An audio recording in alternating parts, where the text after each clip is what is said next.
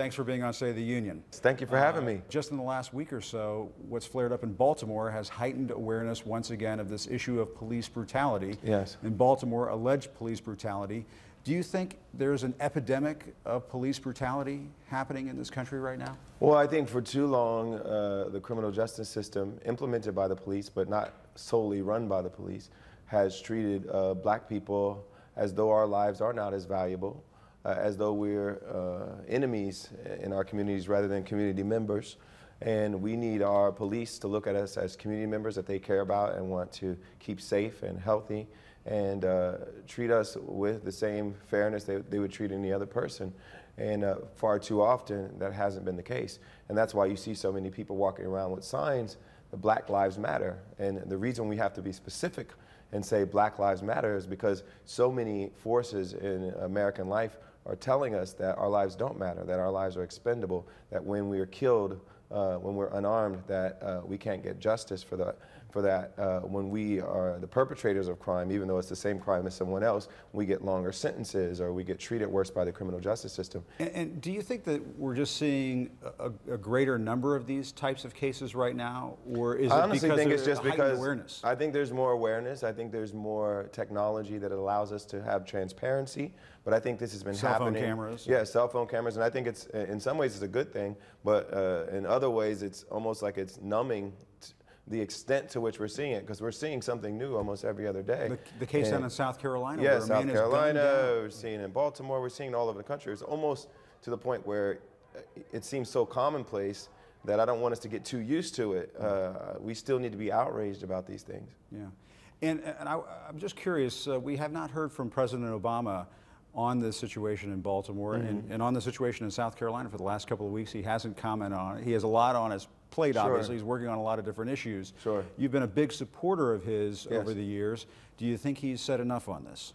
I think there's more to be said, but I also think it's not as important that he comments on every case.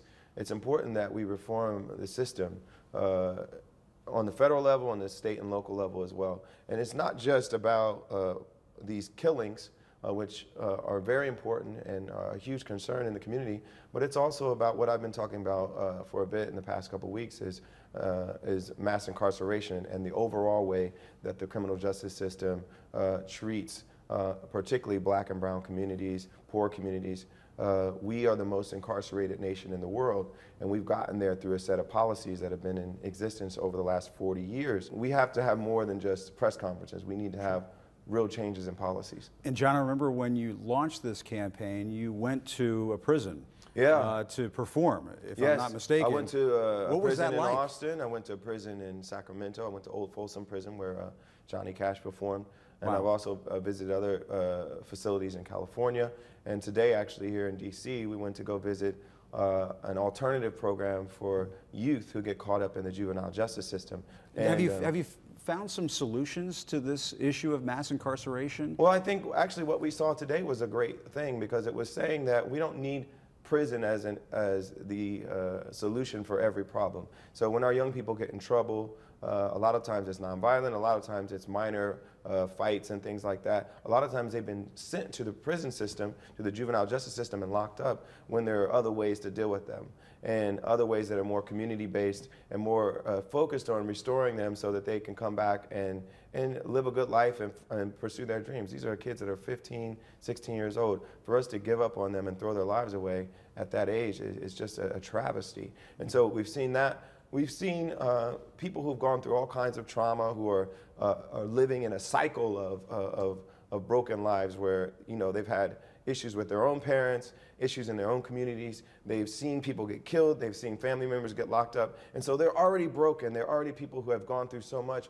And then when they get in trouble, they end up back in that same system. And so we need to find ways that are better at... You've got to figure out how to get to these at-risk kids before they become incarcerated. So I've spent so much time focusing on schools, and I still do. We focus on helping make sure that teachers that are doing a great job are getting their solutions funded and getting their work seen around the country, so that we improve our schools, improve the instruction quality that we have for the kids, make sure the resources that they need are there, make sure that if they have emotional traumas that they've gone through, that we offer support for them.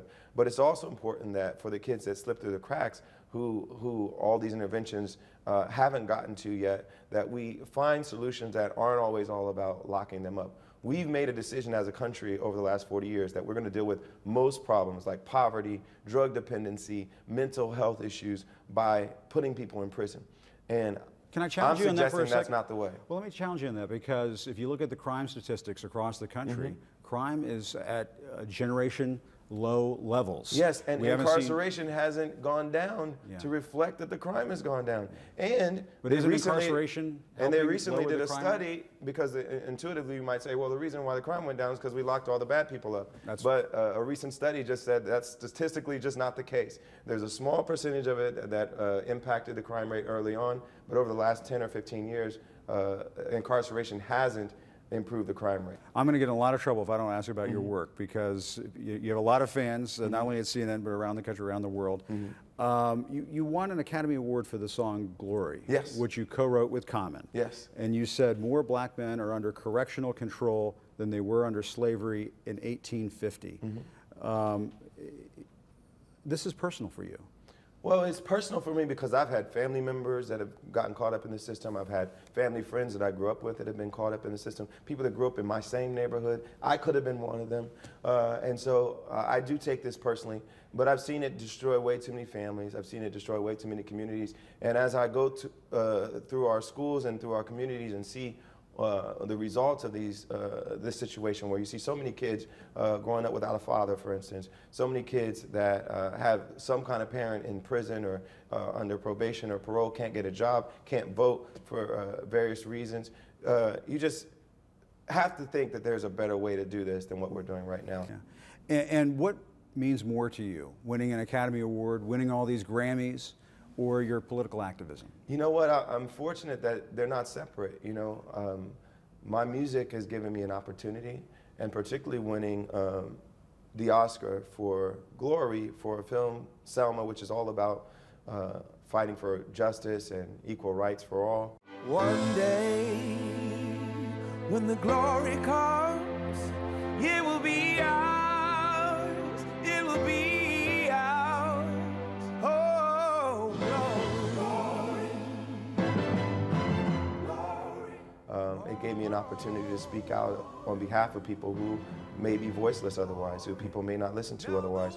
And I'm trying to back that up with actual action. You sound like somebody who might want to run for political office one day. We are in Washington. I have no interest. I have to ask the question. I have no interest. No interest. Reporters like me will always say that's not a no. No, it's really a no. That's like saying I'm not running right now. No, I don't want to ever run for political office. I feel like my political activism can exist outside of me running for political office. Finally, President Obama, how would you grade his presidency right now? I think there's been a lot of successes. I think healthcare reform is one that I'm particularly proud of. I think the fact that you worked hard to get him elected. Yes, so. Absolutely. Healthcare being affordable and accessible to so many more Americans now is going to go down in history, I think, as a huge accomplishment.